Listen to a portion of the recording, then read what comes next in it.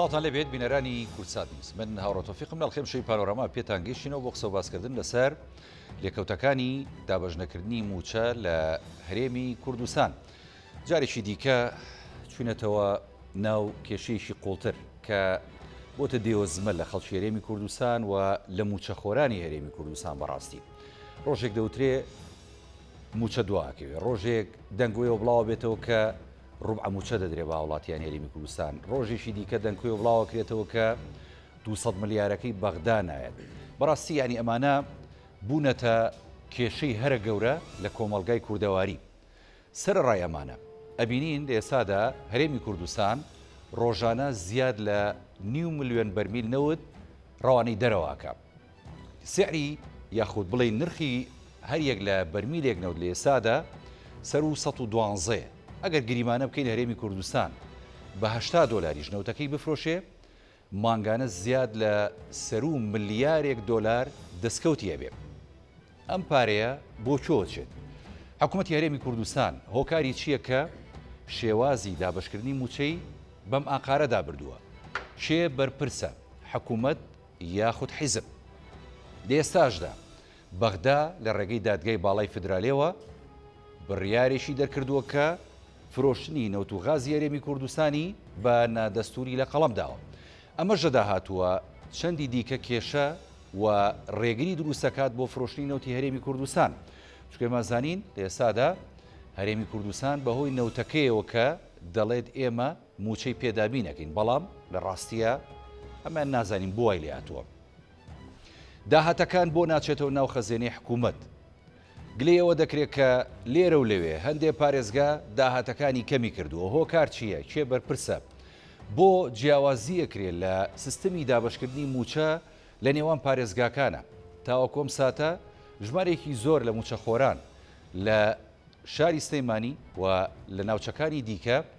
موچەی مانگیەکیان وەرنەگرتووە. هۆکارەکەی بۆچی ئەگەڕێتەوە؟ حکوومەت بەرپرسە یاخود هەندێک لایەنی دیکە؟ داهاتی دەواازەکانمان لە چه ئاستێکدایە؟ بۆچی ئەم داهاتانەش وەکو بەغدا دەڵێت ناگەڕێتەوە بۆ خەزێنی حکوومەت؟ هەرێمی کوردستان ئەتوانێت چۆن خۆی ڕێکخاتەوە لەم بوارانەدا؟ پلانی دارایی چییە؟ پلانی ئابووری چییە؟ ئەگەر بەم شێوازەی ئێستا مامەڵە بکرێت دەگەڵ موچەی فەرمانبەرانی هەرێمی کوردستان بە کەسێکی سیاسی بکرێت، دۆخی دارایی و ئابووری خەڵک و لە نێویشیاندا بازار و جوڵەی ئابووری لە هەرێمی کوردستان بەچووەگا خەڵک بێدەنگە بێ یاخود نەخێر. گفتوگۆکەین لەم بارەیەوە بە میوانداری هەرێک لە میوانە بەڕێزەکانم کاک نەبەرد کەریم، خوێندکاری دکتۆرا لە ژمێریاری و دارایی کە لە سودۆی لەگەڵمە بەخێربی. کاکە نەبەرد سوپاس دەکەم. هەروەها کاک نەوزات هەمۆندی شارەزای ئابووری کە بە سوپاسەوە بەڕێزیشان لە شاری هەولێر لەگەڵمانن. سوپاس بۆ جەنابیشت مامۆستا نەوزات، بەخێربی سوپاس بۆ بەرنامەی کە لە بەرنامی پانۆراما لەگەڵمانی. دکتۆر نەبەردەگە لە بەڕێزەوە دەست پێ بکەم. ینی بە هەموو پێوەرێکی دارایی و ئابووری و ژمێریاری ئەگەر بڕوانیتە دۆخی دارایی هەرێمی کوردستان دۆخێکی باشمان هەیە، چکە فرۆشی نەوت باشە، داهاتی نەوت باشە دەگەڕێتەوە و ئەو پارەی کە وەرەژیرێت دۆلارە و دۆلاریش ئاستێکی بەرزایە. بەڵام گرفتەکە ئەوەیە کەس نازانێم داهاتە بۆ چۆچێ. خوێنەوەتان بۆم دۆخەچی. سەرەتا بەناوی خۆی گەورە بەخشندە شەوی ئێوە بینرایشتان باش. سوپاس. بەڕاستی کاکەوڕە من بڕوام وایە تەنانەت وای لێ هاتووە قسەکردن لە سەر سێکتەری داهات و دارایی و خەرجیەکانی حکوومەتی هەرێمی کوردستان خەریکە سواوێ بۆ گوێگران و بینەرانی هەرێمی کوردستان و هاوڵاتیانیش. بەڵێ. چونکە معادلەکە وەندا ئاسان بۆتەوە پێم وابێ خەڵکان ئەگەر لە سەرەتاترین ئاستی تێگەیشتن و خوێندەواریە بن تا ڕادەیەک تێگەیشتنێکی باشیان بۆ سیستەمی دارایی هەیە لە حکوومەتی هەرێمی کوردستانە. من بە قسەیەکی وەزیری دارایی حکوومەتی عێراقی دەست پێ یەکەم کە لە کۆتا دانیشتنی پەرلەمانی کورد عێراقەکە بانکرابوو باسی لەوە کرد کە ئەوەی لە هەرێمی کوردستانە ڕۆئەیە تەنانەت لەو ناوچە وڵاتانەش ڕوو نایە کە سیستەمی دەوڵەتدارێتی تیانی. چونکە بە جۆرە لە جۆرەکان پێم وابێ لە هەرێمی کوردستانە هاوشێوەی هەرێمی کوردستان بوونی نییە کە هەرێمێک هیچ کەسێک چ لە دەستگای حکومی بێ، چ لە دەستگای پەرلەمانی بێ و چ لە دەستگای بۆ نمونە غەیری حکومی و پەرلەمانیا بێ ئاگای لە یەک دیکۆمنت یەک وەرەقەی بۆ نمونە خەرجی و دارایی و خەرجی بۆ نەداهاتی حکوومەتی هەرێمی کوردستان نەبێ. بەڵێ. هەر بەوەی بۆ نمونە کە پەرلەمانتارە بە ڕێزەکانی حکوومەتی هەرێمی کوردستان ئاماژەی پێکەن کە بە تایبەتی لیژنەی دارایی کە من ئەم یەک دو ڕۆژە گوێبیستی مەجموعەیەکیان بووم باس لەوەکەن کە تەنانەت لیژنەی داراییش کە ئاگای لە سنتێکی خەرجی و سنتێکی داهاتی حکوومەتی هەرێمی کوردستان نیە ئاگای بۆ نمونە لە هیچ کۆنتراکتێکی نەوتی و غازی نیە لە کاتێکدا مەفروزە هەموو ئەمانە بە فلتەری لیژنەی دارایی بۆ نە پەرلەمانی کوردستانە تێپەڕن معادلەکە زۆر ڕوون و ئاشکرایە لە هەموو دنیا بۆ نمونە چەند گرنگە حکوومەتی هەرێمی کوردستان چەند گرنگە بۆ نمونە داهاتی هەبێ لەوە گرنگترەوەتانێ چۆن بتوانێت ئیداریم داهاتە بە واتە بۆ نمونە بەلای منەوە هەمیشە ئەوە گرنگ نەبووە چۆن داهاتۆ دەستەخەی بەڵکو ئەوە گرنگ بۆ چۆن ئیداریم داهاتە زۆر گرنگەوە لە حکوومەتی هەرێمی کوردستانە دوو جۆری داهاتمان هەیە داهاتی نەوتی و داهاتی نانەوتی ئەوە یەگەر بۆ نمونە مقارنەیەک بکەین لە نێوانی داهاتی نەوتیەکاندا ڕۆژ بە ڕۆژ داهاتی نەوتی لە حکوومەتی هەرێمی کوردستانە بەرزە بێتەوە و داهاتی نانەوتیش بەتەنیشتی ئەوە زیادی کردو و کەمی نەکردو بەپی مەسادرەکان طبعا کاکە و ڕێمە نەگەر تەنها وەکو ڕقەمێک وەری بگرم هەر ئەمڕۆ وەربگری یان دوێنێ وەربگری ئەگەر حکوومەتی عێراقی 480,000 بەرمیل نەوت بفرۆشێت و بەو سعرەی کە ئەمڕۆ بۆ نمونە نەوتی عێراقی پێفرۆشراوە ئەکاتە نزیکەی 44 ملیۆن دلار و 700,000 دلار بەس حکوومەتی هەرێمەکە بەس حکوومەتی عێراق بەس ئەم مقارنەی بە باش لە بینی عێراق و هەرێمی کوردستان ئەگەر حکوومەتی عێراقی 480,000 بەرمیل نەوت ئەمڕۆ بفرۆشێ داهاتەکەی نزیکەی 45 ملیۆن دلاری ئەمریکیەکە و ئەگەر حکوومەتی هەرێمی کوردستان کە ئەمڕۆی فرۆشێ داهاتەکەی 14 ملیۆنەکە واتە نزیکەی 30 بۆ 35 ملیۆن دلار ڕۆژانە حکوومەتی هەرێمی کوردستان زیان لە خۆیە بەس تەنها بە خاطری ئەو کۆنتراکتە نەوتیانەی کە کردوێتی و عقودە نەوتیانەی کە کردوێتی من لە ماوەکانی پێشوە باسم لەوە کرد کە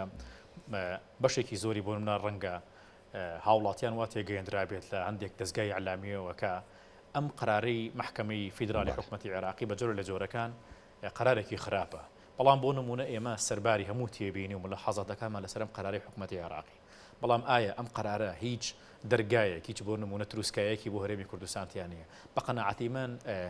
ئەم قرارەی محکەمەی فیدرالی کارێکی کردووە کە بۆی حکوومەتی هەرێمی کوردستان و بە تایبەتی هاوڵاتیانی هەرێمی کوردستان لەو کۆت و بەندە ڕزگار بکە کە کۆمپانیای نەوتی و غازیەکان بۆ حکوومەتی هەرێمی کوردستان خەڵکە و بڕیاری دادگای باڵای فیدرالی بە یەقینەوە پێتەڵێم و بە یەقینەوە بە بینرانی ئەڵێم ئەم بڕیاری دەرگای فیدرالیە یعنی من بەژمارە بۆم باس کردی ئەگەر ئەمڕۆ حکوومەتی عێراقی نەوتی هەرێمی کوردستان لە ڕێگەی کۆمپانیای سۆمۆ بفرۆشێ داهاتەکەی 45 ملیۆن دلارە بەڵام حکوومەتی هەرێمی کوردستان لە ڕێگەی کۆمپانیای تورکیەکانەوە لە ڕێگەی کۆمپانیا ئیماراتیەکانەوە بیفرۆشێ داهاتەکەی 15 ملیۆن دلارە چ منطق لەوە هەیە تۆ ڕۆژانە 30 ملیۆن دلار زیان لە خۆت بی وەکاری بۆ من ئەم منطقە چیە بۆ منە حکوومەتی هەرێمی کوردستان لە 2014 900 بەخۆ فرۆشێ لە 2014 تاوەکو ئێستا نزیکەی زیاتر لە 32 میلیارد دلاری ئەمریکی قەرزاری بێ لەوەی یەک نەفەر تەعین کرابێ بێ لەوەی تەرفیعات کرابێتەوە بێ لەوەی بۆ نمونە سەرجەم سێک دەرە خزمەت گوزاریەکان بۆ نەپارەی بۆ تەرخان کرابێ لەو ڕۆژەوەی کە حکوومەتی هەرێمی کوردستان نەوت بەسەر بەخۆ فرۆشێ هاوڵاتیانی هەرێمی کوردستان و حکوومەتی هەرێمی کوردستان و دانیشتوانی هاوڵاتیانی هەرێمی کوردستان بۆ داهاتوو لە کێشەیەکی قەیرانی دارایی دروستکراوە بۆ نمونە ئەناڵێن بۆیە ئێمە ئەکرێن بۆ عدەدارایی وەربگرین بۆ نمونە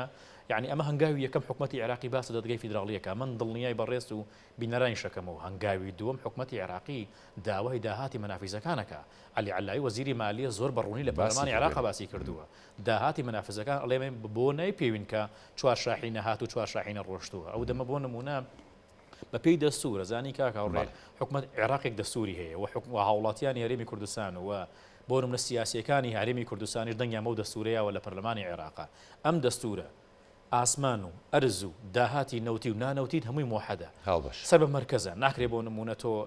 لە حکوومەتی هەرێمی کوردستانە بە بەغا بڵێ داهاتی خۆم بۆ خۆم و خەرجی خۆشم خۆم سەرپەشکم چۆن بیکەم داهاتەکە خۆم بۆ سەرپەشکم کۆی بکەمەوە تۆ ئەبێت موچەی پێشمەرگە و موچەی موچەخۆران و تەستیح و تەجهیزی بۆ نمونە هێزی پێشمەرگە و دەوا و دەرمان و هەمووشم بۆ بنێری ئەوەکەی ئامادەیە بنێرێ بەڵام بۆ بەتەنیشتی ئەوەوە تۆش حسابێکی خیتامی تەبێ هەژمارێکی کۆتایی تەبێ بەڕوونی بۆی ڕوون بکەیتەوە سیستەمێکی مالی و بۆ نمونە ئابوووریکی باش و ڕێکوپێک تەبێت کە بۆی ڕوونکەیتەوە ئەمە سەرجەم خەرجیەکانی تۆ بۆ ساڵە و سەرجەم داهاتەکانی تۆش بۆ ساڵە من بۆیە ئەڵێم دڵنیا مەگەر بەم ئاقارە بڕوا بۆ نمونە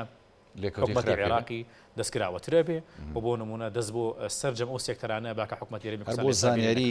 جەناب و بینەرانیش ئەمڕۆ وەزارەتی نەوتی عێراق لێژنەیەکی پێکێناوە بۆەوەی کە بێن ینی وردبینی بکەن لە نەوتی هەرێمی کوردستان بەڵێ لە عقدەکانە لە گرێبەسەکانم دواتر دێمە خزمەت جەنابەت دکتۆر جان مامۆستا نەوزاد دووبارە ساوت دێبێت یعنی هەرێمی کوردستان و خەڵکی هەرێمی کوردستان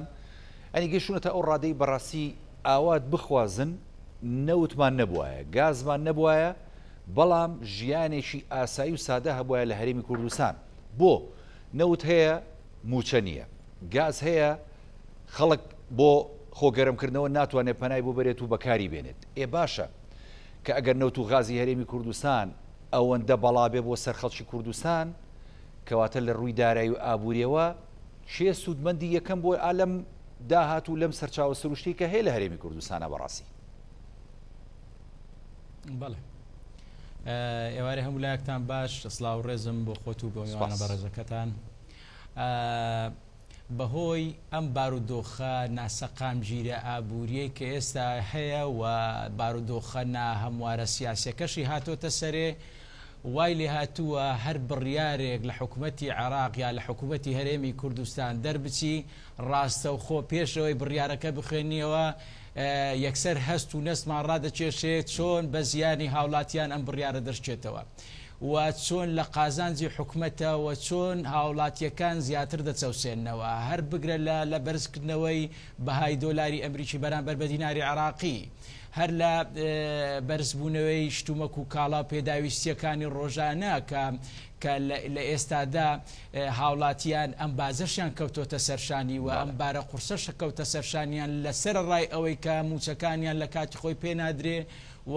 موچەکانیان لێکەم دەبێتەوە بە شێوازێک ئەگەر مقارنە بکەین بە دۆلار و بە دیناری عێراقی کە زۆر قسەمان لەسەری کردووە. حکوومەتی عێراق و حکوومەتی کوردستان لە سەرەتاوە ئەوەی کە بازەکەی خستە سەرشانی هاوڵاتیان سەرهەڵدانی ڤایرۆسی کۆڕۆنا و نزمبوونەوەی نرخی نەوت بوو بەڵام ئەو کاتە ئەو بارە قورسەمان لە سەرشانی خۆمان هەرگرت و ڕازی بوو بەڵێ خەڵک تەحملی کرد و ڕازیش بوو و هیچ کێشەیەکی دروست نەکرد بەڕاستی لە ئێستادا نرخی نەوت بەرز بۆتەوە بۆ $113 و باج و ڕێژەی باج و ڕسومات و گومرگەکان زیادی کردیە ئەمە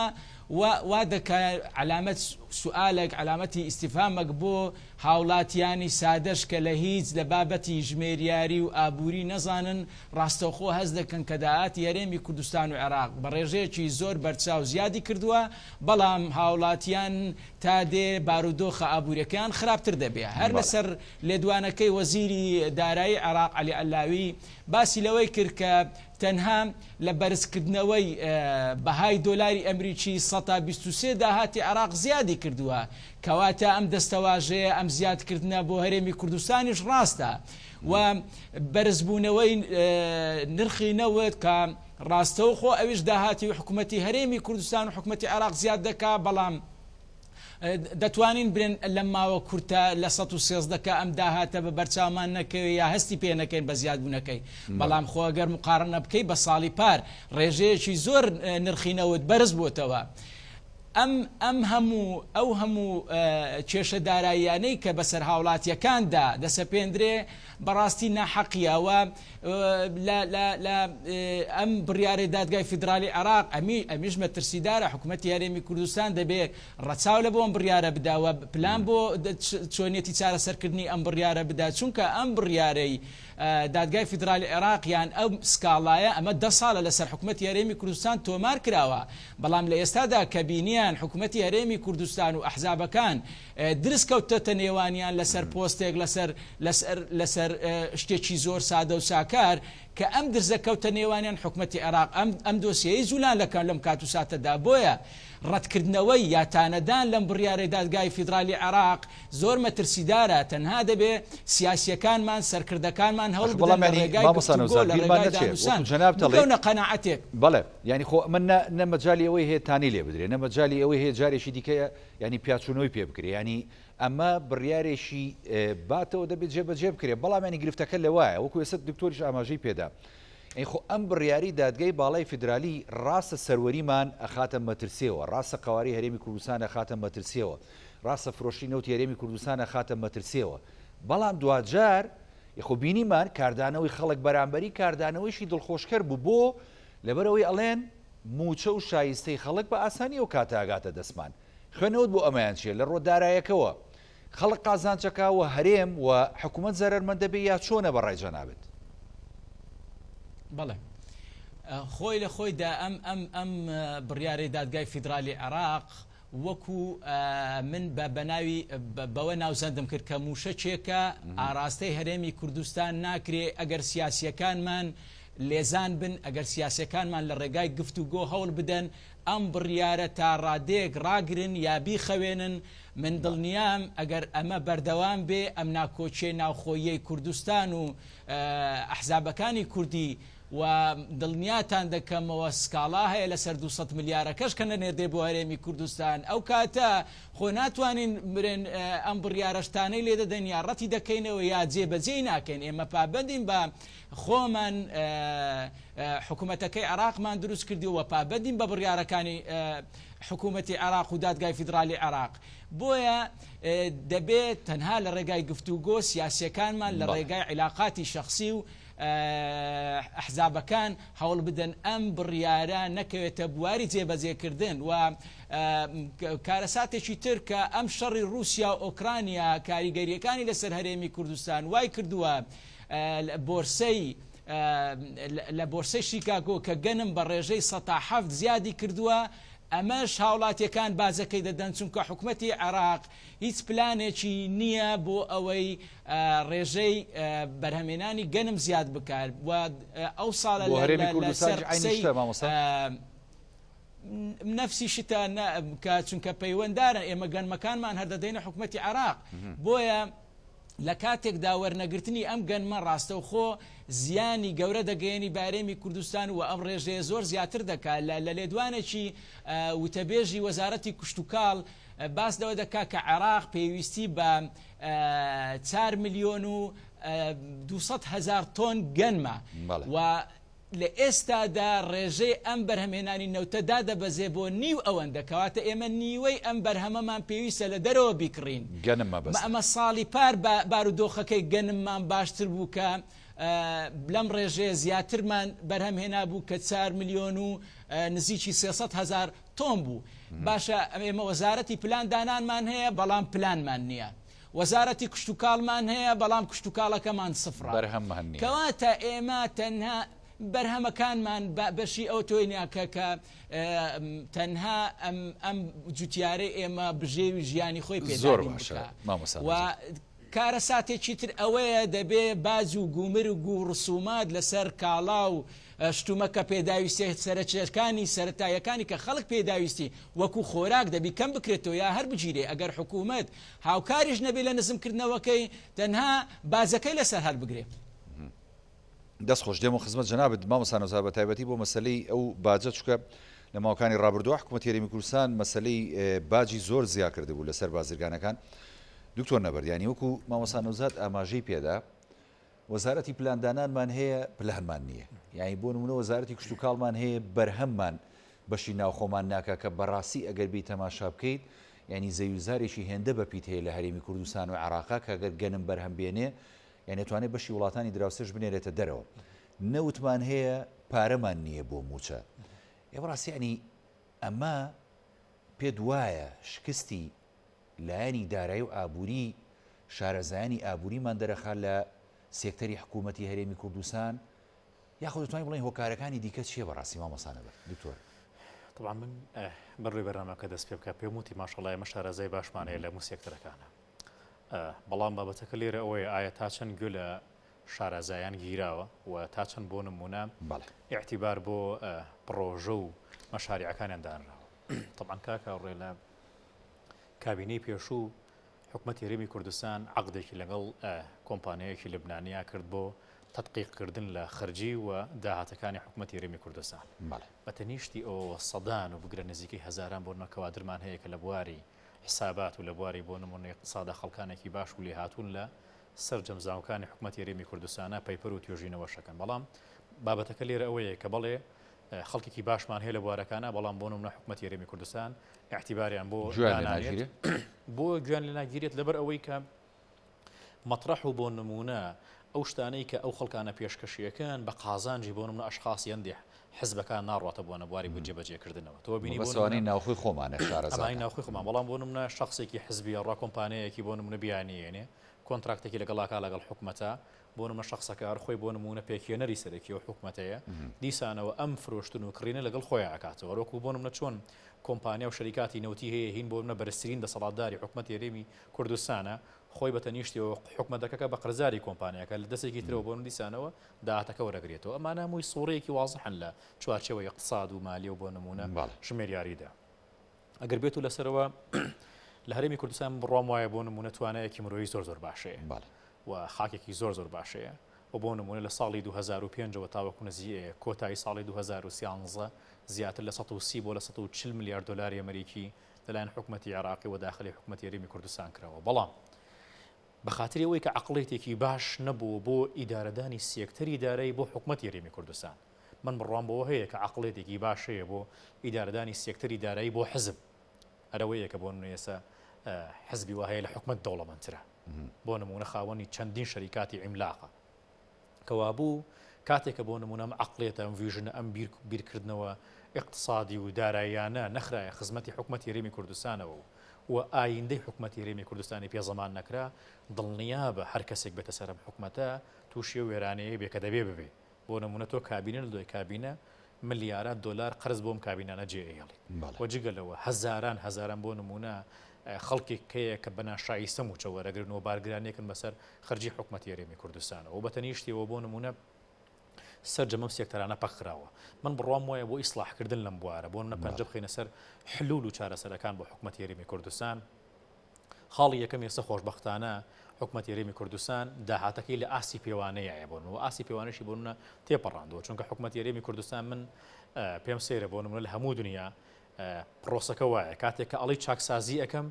حتمما خراپەیەک چاکەکەی بەڵام لە حکومەتی هەرێمی کوردستانە ئەم کابینەیە بڕیاریە و بە ئاڵە هەڵگری چاکسازی و دەی خەڵکی دڵی خۆش کرد و ئومێدێکی هەڵچنی کە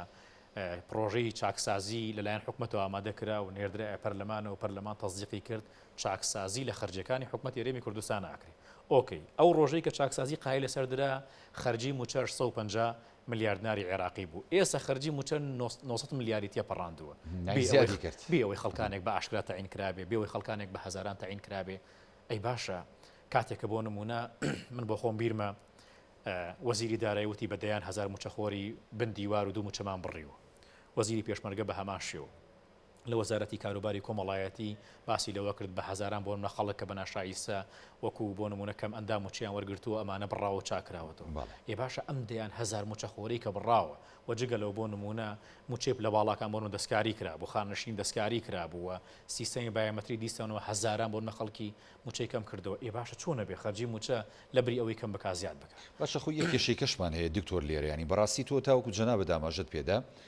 ینی نەو دەفرۆشێت و داهاتەکەش یەگەڕێتەوە و دۆلار یعنی لە ئاسێکی باشایە بەڵام ینی یەک گرفت هەیە لە وڵاتی ئێمە بە تایبەتی هەرێمی کوردستان ینی هەرچەند باسی لە موچاکە هەرچەند باسی داهاتی حکوومەتەکە هەرچەند باسی ینی پاری بانقەکانەکەی دەوترێ حکوومەت لە بانقەکانیە پاریتیانە سیولە نییە باشم پارێ بۆ چۆچە بەڕاستی کاکاوڕێ من ئەگەر قسەیەکی واقع بینانت بۆ بکەم لەسەر سیستەمی بانکی شتێکی ئەڵێ لە هەر وڵاتێکا بۆی بتوێت سیستەمی دارایی وڵاتە وێران کە سیزەمی بانکی وێران بکە من بڕوام وایە ڕئیسی حکومەت لە کابینەی پێشووە و خودی ئەم کابینەیەش بە عەمدەن سیستەمی بانکیان لە هەرێمی کوردستانە تووشی ئیفلاس کرد بە خاتریەوە بۆ نمونە سەرۆکی حکومەتی کابینەی پێشوو و کە ئێستا سەرۆکی هەرێمی کوردستان نەشیبان بەرزانی هەر بە عەمدەن بیان بەرهۆکارێک بێ داهاتی نەوتی ئەخرایە بانکە ئەهلیەکانەوە و ئەخرێتە بانکە ئەهلیەکانەوە بەم کابینەشەوە ناخرێتە بانکە حکوومیەکانەوە ئەخر کاکاوڕێ لە هیچ سیستەمێکی دارایی دنیا نەبووە تۆ داهاتی حکومەت بخەیتە بانکی ئەهلیەوە و بانکانی خۆت بۆ نمونە پەراوێز بخەیت ئەم عێراقی کە ئێستا بۆ نمونە ڕەنگە بەلایەنی بۆ نمونە هەندێک ڕاوێژکاری لایەنی دیاریکراویان لایەنێک بۆ نمونە ئەم حکومەتی هەرێمی کوردستان لە تۆپکا بێت و حکومەتی عێراقی بێ چاوی لێ بکە بەم عێراقە فاشیلەوە بەم وێرانەیەوە تاوەکو ئێستا سنتێک داهاتی نەوتینان ڕۆتە بانکێکی ئەهلیەوە هەمووی ڕۆتە بانکی حکومیەوە دەورەیەکی اقتصادی و دەورەیەکی مایل ناو بانکە حکومیەکان ئاکات و دیسان ڕاتە خزمەتی خەزینەی گشتی حکومەتی هەرێمی حکومەتی عێراقیە کاکاوڕێ نەوت $30 بووە $40 بووە $114 بووە لە حکومەتی هەرێمی کوردستانەوە $350 ملیۆن وەکو مەقتوعە درا بۆ وەزارەتی دارایی لە کاتێکدا سیستەمی دارایی و سیستەمی خەرجی و داهات بە هیچ شێوەیەک مەقتوعانەیە چونکە دارایی بەردەوام لە گۆڕانکاریە یان کەمەکەیان زیادەکە بەڵام بۆ نمونە حکومەتی هەرێمی کوردستان سەرباری ئەو هەموو تەلاعوبەی کە داهاتی ناوخۆ و نەوتا ئەکرێت و غازە ئەکرێ حکومەتی هەرێمی کوردستان و بە تایبەتی وەزارەتی سامانە سروشتیەکان و سەرۆکی ئەنجومەنی وەزیران مەقتوعەیەکی دیاریکراوی $350 ملیۆن ئاڕاستی وەزارەتی دارایی کردو و وەزیری دارایی سەرپش کردو و باقی بۆ تەکمیلی موچە خۆ دروستی بکە چۆن تەکمیلی موچە دروستی بکە کاکاوڕێ پارساڵ بۆ نمونە داهاتی ناوخۆ نزیکەی 400 ملیار دینار بووە لە مانگی 11 و 12 و دو بۆن 400 ملیار دیناری عێراقی بووە بە ئیعترافی یاریدەری سەرۆکی ئەنجومەنی وەزیرانی ئەم کابینەیە کە کابینەی پێشوو وەزیری دارایی بوو باس لەوە کە 400 ملیار دینار داهاتە بووە نەوازەوە پێ نای چی لێ هاتووە خێرە بۆ نوێی سێشتێک ڕوونێداوە ئێستا باس لەوەکەن داهاتی ناوخۆ بە 165 ملیاریان 160 ملیار بۆ چیم داهاتەکەم بکە گومرگەکان وەکو خۆی بەردەوام بۆ منە لە جوڵایە بازار لە جوڵایە و هەتا وەکو بکرێ باج زیاد دەکرێ ئەوەی کە لەسەر باج کە ویست لە میوانە بە ڕێزەکەی بکەین ئەسڵان سیستەمی باج لە هەموو دنیا لەسەر بنەمایی داهاتە حکومەتی هەرێمی کوردستان پێم وابێت تاکە نموزج لە هەموو دنیا بۆ نمونە $300 ملیۆن موچە لە داهاتی ناوخۆ پەیدا بکە لە کاتێکا بۆ نمونە بەم دەسە یا بە موچە بەو دەسە لە هاوڵاتیانی وەرەگرێتەوە لە کاتێکدا باج لەسەر بنەمایی داهاتەوە بێم دەورێت لەسەری خەمڵاندنە بۆ نمونە من دوکانێکم هەیە چەندم دەسەکەوێ مانگانە دابەشێکا بەسە ساڵەکەیە لەوە چه نیوەیم لێ بسەنێ سیستەمی باج لە هەرێمی کوردستانە ئۆکەیەوە لەگەڵەوەین کە یعنی سیر و سەمەرێکی تەواوی پێوە دیارە ناکرێت بۆ شەریکاتی نەوتی کە ڕۆژانە $1 ملیۆن قازانجێتی تا 20 ساڵ لە باج عفا کرابێ کابرا دوکانێکی سەرتاشی دانێ بە ڕۆژەکە بۆ 30,000 وەرەگرێتەوە بۆ 5,000 باجی لێ وەربگریتەوە 5,000 بۆ نمونە خۆڵ و خاشاکی لێ وەربگریتەوە 5,000 کارەبای لێ وەربگریتەوە 5,000 ئاوی لێ وەربگریتەوە بۆ نمونە دوێنێکە کابراایەکی بۆ نە شۆفێری تاکسی باسەوە کە بای 30,000 بنزینی کردە سیارەکەیەوە بەڵام بای 10,000 ئیشی کردووە کەوابوو ئەم سیستەمە لە ئیدارەدانی مالیە سیستەمێکە من بڕوام وایە لە نەتیجە هاوڵاتیان و حکومەتەکە بۆ نمونە وێرانەکە لە سەردەمی کۆرۆنا کاتێک کۆرۆنا دروست بۆ لە هەموو دنیا حکومەتانی وڵاتان چیان کردووە یەکسەر فائیدەی بانکیان لەسەر هەموو بازرگانەکان وەلاوە ناوەوە دەرگای بانکانیان وڵا کردەوە بۆ بازرگانەکان بەڵام لێرەیشی داوە بە خەڵکو بە کۆمپانیەکان بەڵام لێرە معادلەکە عکسە بێتەوە ببینە کاکاو ڕێسە بڕۆ لەگەڵ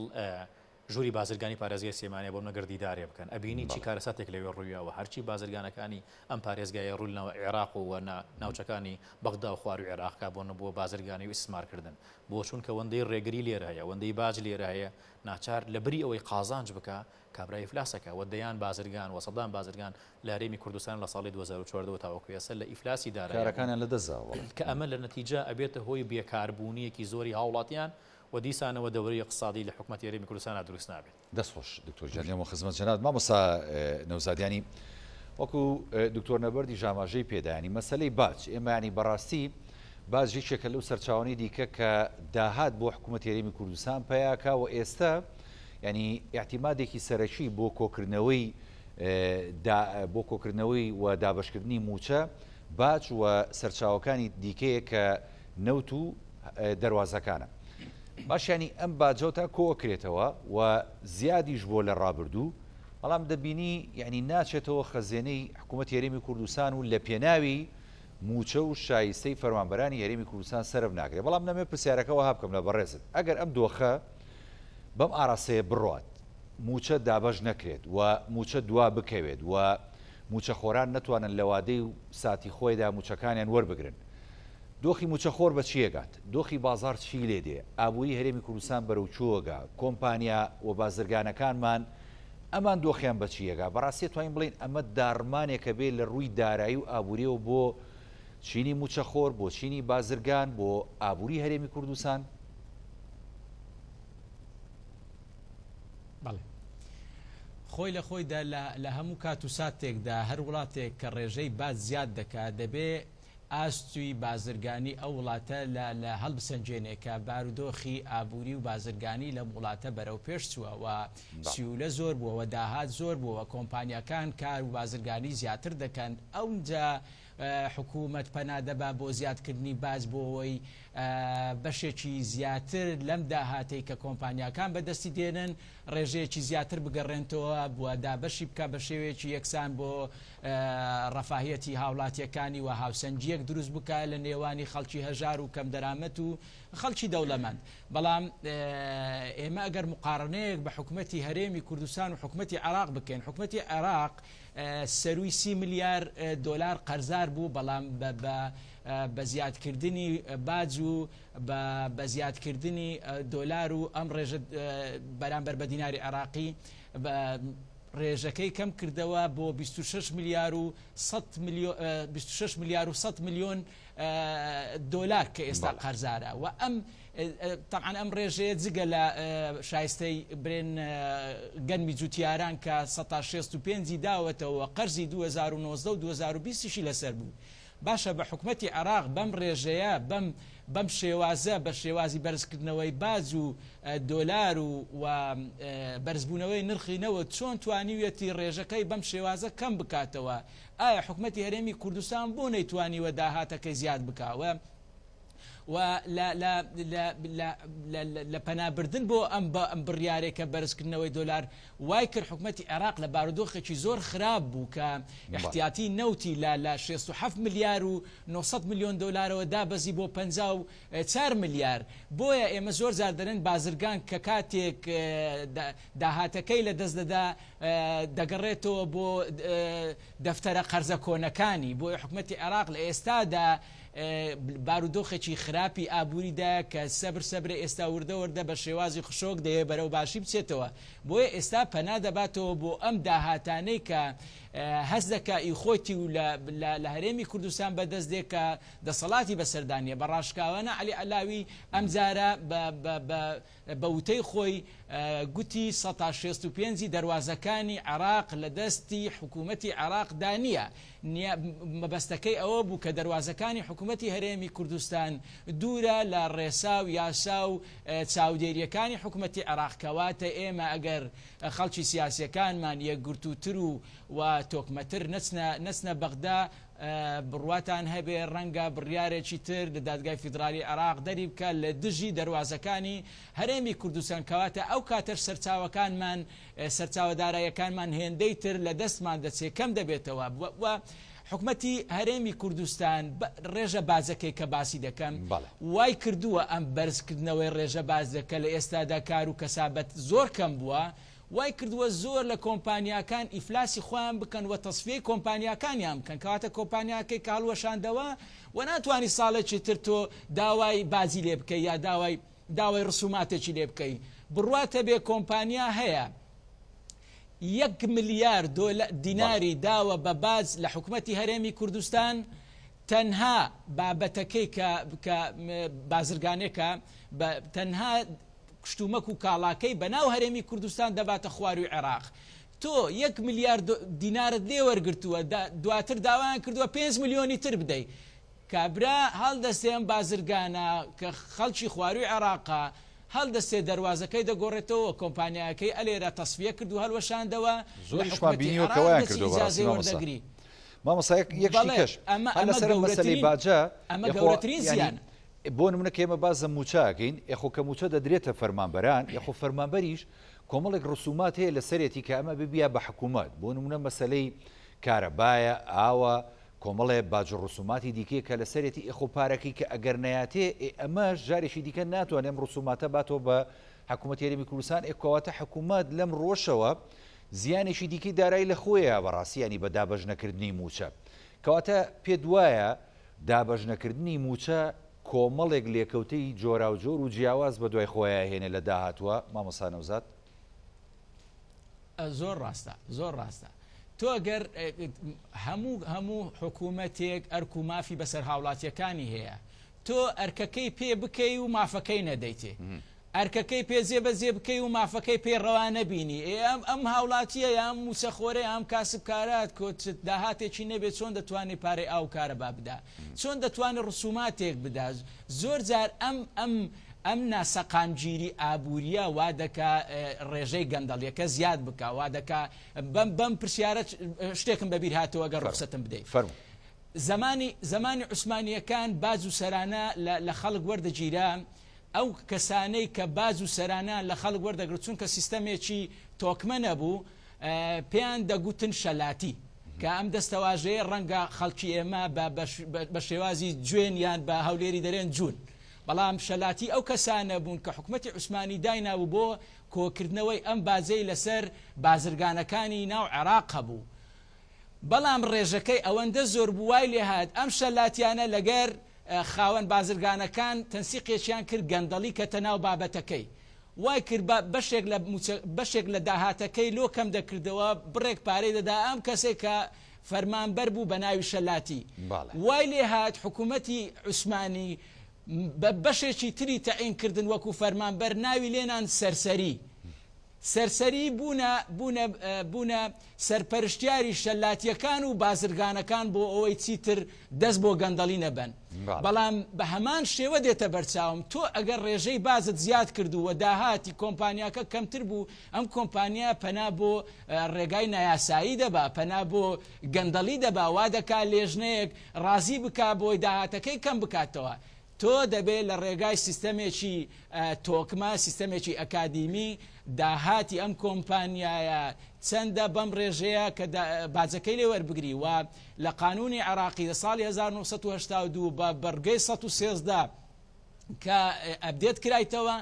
هەر کۆمپانیایەک 2 ساڵ داهاتی نەبوو خەسارە بوو زیانی کرد کەواتە ئەم کۆمپانیایە دەبێت هەڵبوەشێتەوە